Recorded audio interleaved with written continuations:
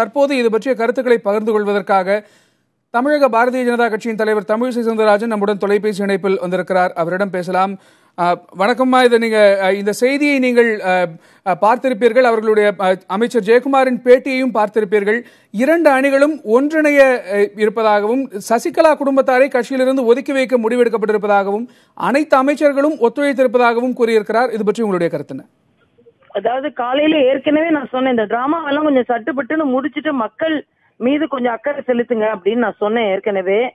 அதனால அது மரியாதைக்குரிய முன்னாள் முதலமைச்சர் ஜெயலலிதா அவர்கள் இறந்ததிலிருந்து இவர்கள் செய்த குழப்பம், பதவிக்காக பின்பு குடும்பத்திற்காக எத்தனை முதலமைச்சர்கள் மாறிக்கொண்டிருக்கிறார்கள் என்பதெல்லாம் தமிழக அரசியல் நிலவரத்தை மக்கள் கவலையோடு தான் பார்த்து கொண்டிருந்தார்கள்.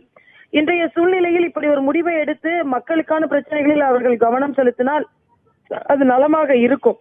இந்த முடிவை பற்றி சொல்ல வேண்டும் என்றால் அது அவர்களின் உட்கட்சி பிரச்சனை. பிரிவார்கள், சேர்வார்கள், இரட்டை இலைக்காக சேருகிறேன் என்று சொல்கிறார்கள். இரட்டை இலை அவர்களின் கவலை, ஆனால் இலை போட்டு சாப்பிட வேண்டுமே என்பது நமது கவலை. மக்கள் சாப்பிட வேண்டுமே என்பது. அதனால் ஒரு முடிவுக்கு வரும் என்பது நான் நினைக்கிறேன். ஏன்னா காலையில முடிவுக்கு வர மாதிரி இருந்தது. அவர் திடீர்னு சில நிபந்தனைகளை ஒரு பிரிவு அறிவித்தார்கள். எல்லாம் சேர்ந்து முடிவுக்கு மக்களுக்கு நல்லது நடக்கணும், ஒரு கவர்மெண்ட் என்னமையாவது நடக்க ஆரம்பிக்கணும்ன்றதான் எனது ஆதங்கமாக இருக்கிறது. தமிழக மக்கள் மற்றும் கட்சியினரின் விருப்பத்திற்கிணங்க இப்படிப்பட்ட ஒரு முடிவு எடுக்கப்பட்டிருப்பதாக அவர்கள் கூறினாலும் கூட ஒரு பக்கம் ஒரு சில விமர்சனங்களும் முன்வைக்கப்படுகின்றன. அடுத்து ஆட்சியை காப்பாற்றிக் கொள்வதற்காக இப்படி ஒரு முயற்சியில் இறங்குகிறார்கள் என்கிற விமர்சனங்கள் எல்லாம் முன்வைக்கப்படுகின்றன. அது பற்றி உங்களுடைய கருத்து என்ன? ஆமா, ஆட்சியையும் கட்சியையும் இலையையும் இரட்டையிலையும் காப்பாற்றிக் கொள்வதற்காகத்தான். இல்லைன்னா என்ன பெருசா மக்களுக்காக தியாகம் செய்வதற்காகவா? ஆரம்பத்தில் இருந்து அவர்கள் எல்லோரின் குறிக்கோளும் கட்சியையும் ஆட்சியையும் கைப்பற்றி வைத்துக் கொள்வதாகவே தான் இருந்தது. பட் எது அது அவர்கள் உட்கட்சி, அவர்கள் சேரணும்னு நினைக்கிறாங்களா, பிரியணும்னு நினைக்கிறாங்களா, அதெல்லாம் அவங்க உட்கட்சி விவகாரம். ஆனால் மக்கள் மறுபடியும் அதனால் அவர்கள் புறந்தள்ளப்பட்டு, அவர்களின் அக்கறை புறந்தள்ளப்பட்டு, புறக்கணிக்கப்பட்டு தமிழக அரசாங்கத்தில் எதுவுமே நடக்காமல் இருப்பதுதான் நமக்கு கவலை அளிக்கக்கூடியதாக இருக்கிறது. அதனால் இன்று தேர்ந்தெடுக்கப்பட்ட ஒரு அரசு நிலையான அரசாக மாறி மக்களுக்கு நல்லது நடந்தால் நல்லது. அதைத்தான் நான் இப்பொழுது சொல்லிக் கொண்டிருக்கிறேன். மக்களுக்கு வேண்டியது நடக்க வேண்டும், அவ்வளவுதான். வணக்கம், திரும்ப தமிழிசை கார்த்திகை செல்வன் பேசுறேன். இந்த நேரத்தில் உங்கள்கிட்ட ஒரு கேள்வி முன்வைக்க வேண்டியிருக்கிறது. ஏன்னா ஏற்கனவே திரு ஓ பன்னீர்செல்வம் முதலமைச்சராக இருந்து அவர் அந்த பொறுப்பிலிருந்து நீக்கப்பட்ட போது அதை விமர்சனம் செய்தீர்கள். அவர் நல்ல செயல்பாட்டில் இருக்கிறார், அவரை நீக்க வேண்டிய அவசியம் என்ன என்கிற அந்த கருத்தையும் நீங்கள் பாரதிய ஜனதா கட்சியினுடைய தலைவராக நீங்க முன்வைத்திருந்தீங்க. அந்த சூழல்ல இப்ப இருக்கிற இந்த நகர்வுகளை எப்படி பாக்குறீங்க? அதாவது அப்பொழுது அதற்கு அவசியம் இல்லை என்பதற்காக நான் சொன்னேன். அவர் மீது எந்த ஒரு மிகப்பெரிய பின்னடைவும் இல்லை. அதனால அவரை நீங்க தொடர வைத்திருக்கலாம். ஏன்னா மறுபடியும் ஒரு நிலையற்ற தன்மை தமிழகத்தில் வரும் பொழுது அது மக்களை மறைமுகமாக அல்ல நேர்முகமாகவே பாதிக்கிறது என்று. இப்பொழுது இவர்கள் சேர்கிறார்கள். நம்ம எத்தனை முதலமைச்சரை திருப்பி பார்க்க போகிறோம் என்று தெரியவில்லை. அதனால் அன்றைய சூழ்நிலையில் ஒரு மாற்றம் தேவையில்லை. அவர் சரியாகத்தான் செயல்பட்டு கொண்டிருக்கிறார் என்பது எனது கருத்தாக இருந்து கொண்டிருந்தது. என்னை பொறுத்த மட்டில் அரசியலை தாண்டி மக்களின் பிரச்சனைகளை அணுக வேண்டிய முதலமைச்சராக இருக்க வேண்டும். அது யாராக இருந்தாலும் அத்தகைய நிலைப்பாடு இருக்கும் பொழுது அதை நான் வரவேற்போம். ஒருவேளை மக்கள் நிலைப்பாட்டிற்கு எதிராக அவர்கள் ஆட்சி செய்யும் பொழுது அதை எதிர்ப்போம். அதுதான் எங்களது நிலைப்பாடு. நபர் என்று நபர்களை வைத்து பாராட்டுவதோ எதிர்ப்பதோ எங்களது கடமை கிடையாது. இல்ல, ஏற்கனவே அப்படியான ஒரு பாராட்டுதல் உங்கள் தரப்பிலிருந்து வந்திருந்தது. ஏற்கனவே திரு பன்னீர்செல்வம் சிறப்பாக செயல்பட்டுக் கொண்டிருக்கிறார், அவரை மாற்ற வேண்டிய அவசியம் என்ன வந்தது? பிரச்சனைகளை யார் அணுகி அதற்காக அவர்கள் செயலாற்றுகிறார்களோ அவர்களை நாம பாராட்டுவோம். அந்த சமயத்துல பன்னீர்செல்வம் அதை செய்வதாக இருந்தது. மாற்றம் தேவையில்லை என்பது எனது கருத்தாக இருந்தது.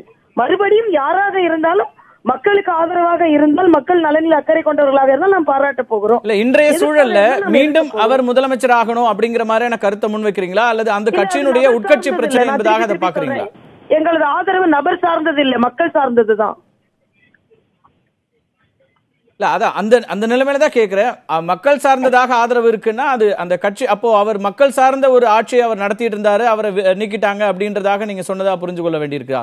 இல்ல, அதாவது அந்த நேரத்தில் திருப்பி குழப்பம் ஏற்படுத்த வேண்டாம் என்ற ஒரு காரணத்திற்காக முதலமைச்சராக அவர் செயலாற்றி கொண்டிருக்கும் பொழுது ஏன் ஒரு மாற்றத்தை கொண்டு வந்து ஒரு ஸ்திரத்தன்மை இல்லாத ஒரு நிலையற்ற தன்மையை கொண்டு வருகிறார்கள் என்பதுதான் எனது கவலையாக இருந்து கொண்டிருந்தது. அதனால இன்னார்தான் முதலமைச்சராக இருக்காங்க சொல்ல வேண்டிய உரிமை எங்களுக்கு இல்ல. ஏன்னா எங்க கட்சி கிடையாது. அதனால அவர்கள் யாரை வேண்டுமானாலும் தேர்ந்தெடுக்கலாம். அதனாலதான் நான் மறுபடியும் சொல்றேன், எங்களது ஆதரவு நபர் சார்ந்த ஆதரவு கிடையாது, மக்கள் சார்ந்த ஆதரவு. இல்ல இப்ப இந்த ஆட்சி இப்ப இன்னைக்கு கருத்து சொல்லியிருக்கிற அமைச்சர்கள், மூத்த அமைச்சர்கள் எல்லோருமே இந்த ஆட்சி நீடிக்க வேண்டும், தொடர்ந்து செயலாற்ற வேண்டும் அப்படிங்கிறதுனால நாங்க இந்த கருத்தை எடுக்கிறோம்ன்றாங்க. 4 ஆண்டுகளை இன்னும் மேலும் 4 ஆண்டுகள் இருக்கு, 5 ஆண்டுகளை நிறைவு செய்யணும், அதுக்கான ஒரு முடிவை நோக்கி நாங்க செயல்படுகிறோம்ன்றாங்க. அதை நீங்க எப்படி பாக்குறீங்க? ஏற்கனவே பாரதிய ஜனதா கட்சி இதையெல்லாம் அனுமானித்துதான் நியாயமாக தேர்ந்தெடுக்கப்பட்ட கட்சியாக இருக்கும் பட்சத்தில், அது மக்களின் நலனில் அக்கறை கொண்ட கட்சியாக இருக்கும் பொழுது ஒரு நிலையற்ற தன்மை தமிழகத்தில் இருக்கக்கூடாது, நிலையான தன்மை இருக்க வேண்டும் என்பதை நாங்கள் மறுபடியும் சொல்லி வருகிறோம். இப்பொழுதுள்ள சூழ்நிலையில் அது நிலையான தன்மையாக இருந்தால் அது நல்லதுதான். ஆனா அதற்கு மக்களுக்கான எல்லா நல்ல திட்டங்களை எப்படி எடுத்து செல்கிறார்கள் என்பதை பொறுத்து வருங்காலத்தில் எங்களது ஆதரவு இருக்கும், எதிர்ப்பும் இருக்கும். இல்ல அந்த இடத்துலதான் நான் கேட்கறது, நீங்க தொடர்ந்து அதிமுக அழிந்து விட்டது அப்படிங்கிற கருத்தை பாரதிய ஜனதா கட்சி தலைவர்கள் தொடர்ந்து சொல்லிட்டே இருந்தீங்க. இதெல்லாம் அனுமானித்து தான் நீங்க சொன்னீங்களா, அல்லது இதற்கு பின்னால் உங்கள் மீதான விமர்சனங்கள் நிறையவும் வைக்கப்பட்டது? அந்த அணியினுடைய தலைவர்களே விமர்சனங்களை முன் வச்சாங்க. இப்போ இந்த நிலையில உங்களுடைய கருத்து என்னவா இருக்குதுல? அதாவது எங்கள் மீது விமர்சனம் வைப்பதற்கு இதுல ஒன்றுமே இல்லை. இதுல எங்களது கையும் இல்லை, எங்களது மனதும் இல்லை, எங்களது நடவடிக்கையும் இதுல எதுவுமே இல்லை.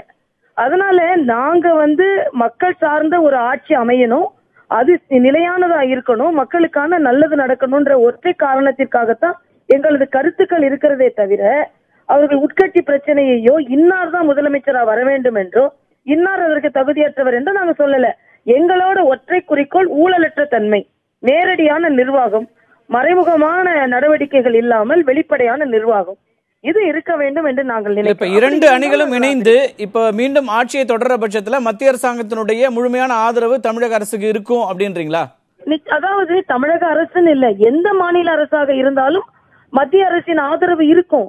ஆனா கட்சி வேறு ஆட்சி வேறு. ஆட்சிக்கு பிரதமர் ஏற்கனவே சொல்லி இருக்கிறார், எல்லா மாநில அரசுகளுக்கும் என்ன உறுதுணையாக இருக்க வேண்டுமோ அந்த உறுதுணையாக அவர்கள் இருப்பார்கள். ஆனா கட்சி என்று வரும்பொழுது நல்லது நடந்தால் நாங்கள் பாராட்டுவோம், சரியானது இன்னைக்கு கூட நாங்கள் டாஸ்மாக் எதிர்த்து கடுமையாக போராடி இருக்கிறோம். அவர்கள் சரியான நடவடிக்கைகள் இறங்கவில்லை என்றால் கட்சி சார்பில் நாங்கள் போராடுவோம். ஆட்சி வேறு கட்சி வேறு. ஆட்சியை பொறுத்தவற்றில் மோடி அவர்கள் மிக தெளிவாக சொல்லி இருக்கிறார்கள், மாநில அரசுகளுக்கு முழுமையான ஒத்துழைப்பு எந்த மாநிலமாக இருந்தாலும் கொடுப்போம். நன்றி திருமதி தமிழிசை, இணைப்புல உங்களுடைய கருத்துக்களை பகிர்ந்து கொண்டதுக்கு நன்றி.